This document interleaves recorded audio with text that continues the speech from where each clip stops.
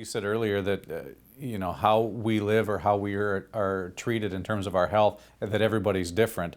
Yet one of the fundamental problems of Western or allopathic medicine is that everybody gets treated the same way. If you have a condition or you don't, if you have it, then you get this drug. Isn't that one of the kind of the fundamental problems? Yeah, that's right. And again, that's great in acute disease. If somebody's had a heart attack, we don't need to know about all these other kinds of things that are going on in their life. We need to treat the heart attack. But when somebody's got all these other conditions, we need to understand them as an individual. So in some ways, it's more important to treat the individual and what's going on with them rather than the actual conditions they're dealing with.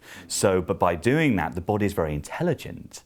The body has all kinds of resources in order to cope. However, with the environmental toxicity and our nutrient deficiencies that we have and the toxicities we have, then the body has a real challenge with how to deal with those things. You mentioned earlier a lot of people are on multiple medications. You take a medication, you get a side effect, which leads to another medication.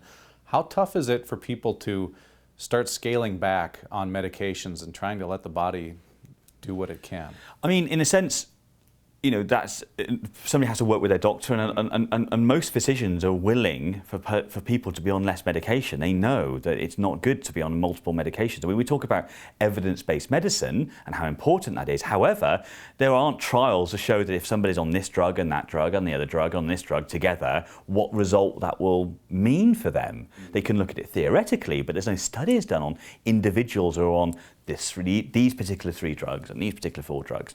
So fundamentally, the principles is that people need to get good nutrition into their body, and that's the first thing. And once that begins to happen, then the body has a chance to deal with all of these inflammatory situations and all these chronic situations that are going on.